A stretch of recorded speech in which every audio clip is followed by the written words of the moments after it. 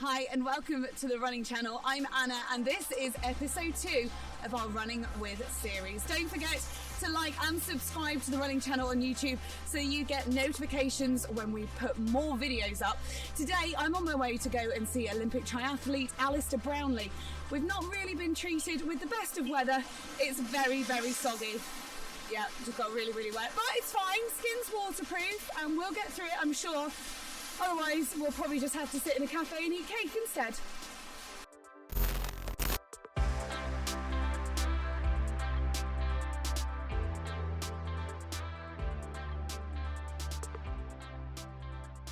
Well, welcome to our second ever episode of Running With, and I'm joined by Alistair Brownlee today. Now, it's a pretty miserable day out. We've had to wait for the rain to stop, but thanks so much for coming and joining us. Pleasure, thanks for having me. So I've got loads of things I want to talk to you about, and actually I think with the weather as bad as it is at the moment, cross country seems a good place to start, because I know that when you were first starting out running you were doing a lot of cross country as a youngster, and it's cross country season now. For anyone who's watching who hasn't done cross country before and wants to dabble, have you got any tips for how to get into it? Well, there's something special about cross country running. What might appear like you're just running around a muddy field. There's so much more than that. I think some of my fondest memories in anything I've done in sport could be cross country running, so it's a great thing to do, so do get into it if you're thinking about doing it. I think probably the place to start is join a club. There's hundreds of running clubs everywhere now. They'll tell you when the events are, you can be a part of the team, and yeah, most cross country races are Saturday mornings probably still. Yeah. And they're literally all over. So join a club and find out. Brilliant.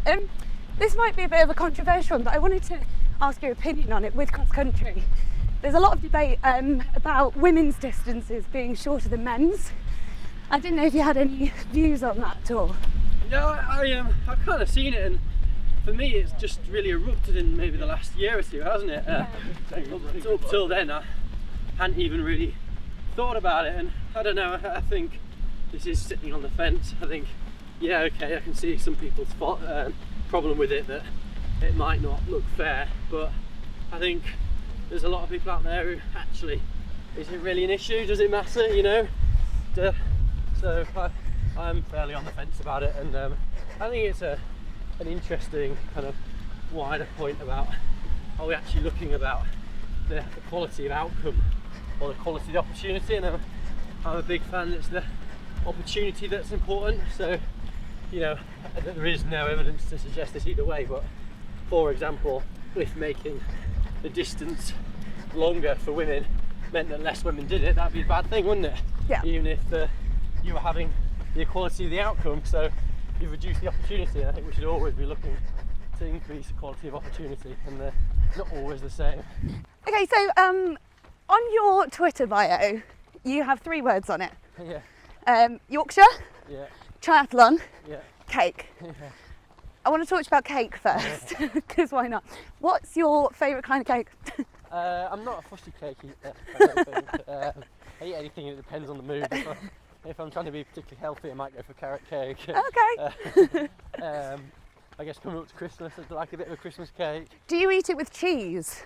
Well, my grandma used to say Christmas cake without cheese is like a kiss without a squeeze. So That's amazing. yeah, very normal thing, isn't it? I Really? love that. So, yeah. That's brilliant. So cake done. Yeah. Triathlon is obviously a key thing to talk to you about. So when it comes to triathlon, what does your sort of average training week look like when you're really in it? It'll be about 6 hours of swimming, depending on exactly where I'm at, somewhere between 15 maybe up to 20 hours of bike riding, and 8 to 12 hours of running, depending on what I'm doing. A couple of hours of gym, a couple of hours of physio, and a lot of time spent resting and eating. If you were told that you could only pick one out of the 3, cycling, running and swimming, to do ever again, which one would you pick? Definitely running. Yeah? It's not just because I'm running now. But, Yeah. I think firstly because it's easiest to do, like whatever I end up doing after sport, I want to be active and I want to ride my bike every day as well, but it's just so easy having a pair of trainers with you, isn't it? Throw them on, get out the door. Yeah. If you're out for an hour, you can do a really good session, whereas I love riding my bike and I will ride my bike for the rest of my life, I imagine, but it's just that little bit more difficult to do. And I started off running as well, really. Yes. I did a lot of it through my childhood and my teens and stuff, so yeah, I think I've always had that kind of affinity for it. So we've covered triathlon, we've covered cake, so let's talk a bit about Yorkshire. Obviously you're still living there, and it means a lot to you. We can tell, it's every Yorkshireman is proud to be a Yorkshireman. But here's a question for you. If you were guaranteed to get gold in the next 2 Olympics, but you had to be Lancastrian, would you do it? Yeah, I think I actually would. Whoa, hang on, that was a yes, he would become Lancastrian. Wow. You can't really become Lancastrian, I'd be like fixing it somehow, but yeah, I probably would, yeah. Would you? Yeah. That's amazing. That's brilliant. You're going to be banished from Yorkshire now, do you realise that? Okay, so quick fire questions. I'm going to ask you and I need you to answer your first thoughts, and give us a bit of an explanation as well if you want. So first of all, do you measure in miles or kilometres? Both. I don't mean to sit on the fence again, but yeah, I can do both. My running coach, Mitch, quite often he sets sessions kilometres or time or miles, so I've done all sorts over the years. Yeah, obviously if you're on the track, it's all about kilometres, but when I've been doing more Ironman recently, everything's measured in miles, so yeah, you kind of get used to a bit of both. Does that mean that you're quite good at maths in your 1.6 times table then? Yeah, I can do a 1.6 and 5.8 quite quickly. Yeah, and translate it in time as well. Brilliant. When you go out for just like a gentle run that you're going out to enjoy, not because you're necessarily training, would you listen to music or not? No, I very rarely listen to music running. I don't know, I can never have. I mean, sometimes I will, and I'll take something out, especially if I'm, if it's out on an evening or something, I know I've got to run on the road, but I do most of my running off-road, a lot more running with other people, that's with my brother or some of the guys I train with, and yeah, never really got into it. Yeah. And then you kind of answered my last one, but it was, do you measure your runs in time or distance? So would you go out for a 10-mile run or a couple of hours? Yeah, most of the time I'm just going out for time, so a 60-minute run. I do a lot more running off-road and the distance becomes a little bit irrelevant. But if I'm doing something specific, I might be looking at doing a certain number of kilometres at this pace, or trying to get a certain amount of mileage in on my legs. Yeah, great. There is one thing that's cropped up lately that a lot of the male running friends I have asked me, and it's when the temperature gets a bit cold, what do they do about wearing tights?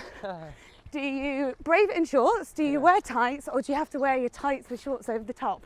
And obviously we can see what you're wearing today. Is that your preference? Yeah, if you'd asked me this 10 years ago, I'd be like, nah, you never wear tights. You don't shorts.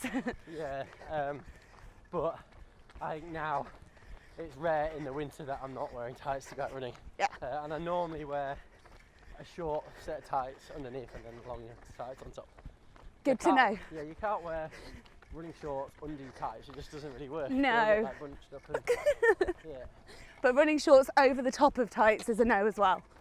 Yeah, but no, I don't know, that's like a rugby player, like CrossFit thing or something, isn't it? So I must caveat that with, though, I am no fashion expert, as all my friends will definitely back you up on, so I shouldn't be giving fashion advice whether it's about running or anything else. So recovery must play a huge part in the time that you spend, training and everything else. What are your key recovery techniques that you use? I think recovery is really important, and it obviously gets more important the harder you train, and more important probably the older you get a bit as well. So I think nutrition is the first one.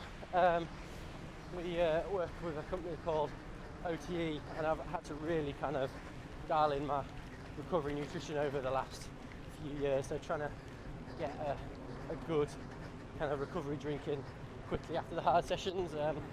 You know, with running, impacts both muscle and bone is a big issue. So you want something that replaces the calcium and the protein. Yeah. And then that kind of leads into general diet of just eating a good healthy diet, but with a bit more meat and a bit more milk or kind of dairy-based, calcium-based recovery drinks in there. Yeah. For bone health. I think it sounds really obvious, but you just can't get away from the fact that good quality sleep and downtime, I think, is really important. And yeah, I think sleep is the most important ability to recover. So around that, what can you do to make yourself sleep well? Is that being in cold, dark, quiet places? Is that, you know, winding down an hour before bed, trying to make sure you get 9 or 10 hours in bed a night? All these things that we kind of all know, but we're not very good at doing. And I'm one of those as well. I can sit here and tell you about it all day long, but actually doing it for 7 days a week isn't very easy.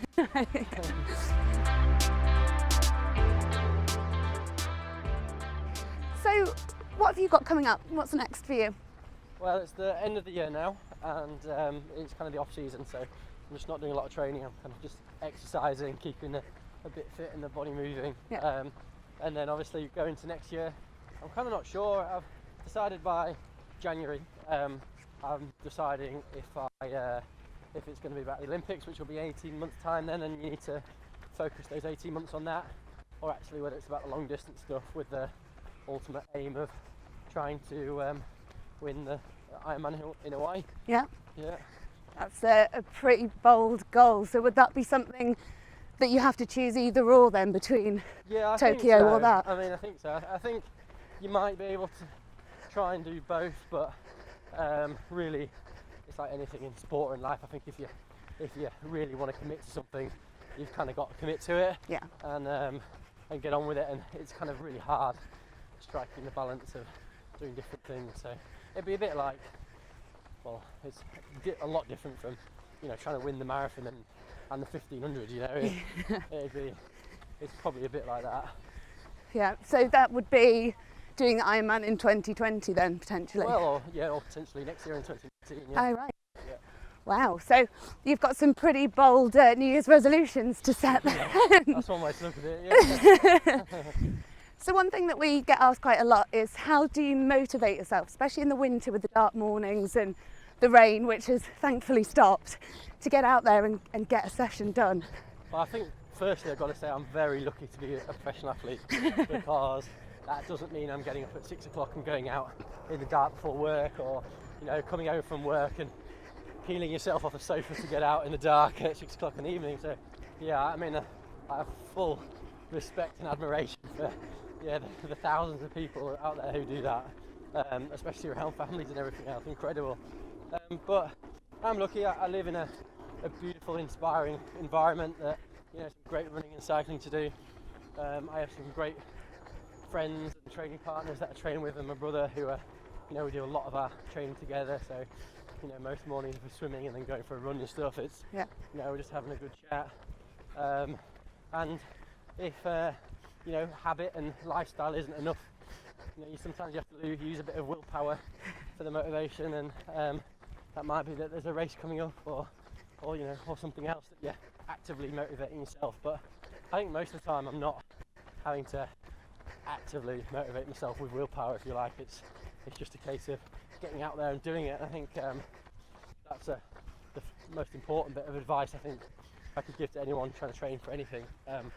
Make it habit, make it part of your lifestyle, because then, you know, there's almost no option that you're getting up on that morning and you're training because it's what you do, and also maybe hook up with a friend as well, to make sure that you're not going to let them down. That's a powerful motivator as well. Have a good training partner. Yeah, absolutely.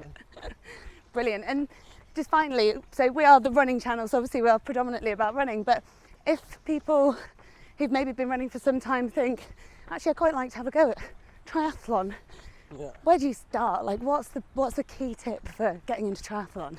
I think firstly, just enter one. I mean, go online, go on the British Triathlon website, enter one in whatever, 6 weeks or 6 months time. So you've got that goal there. Yeah. And then if you're already a runner, I guess you're already fit.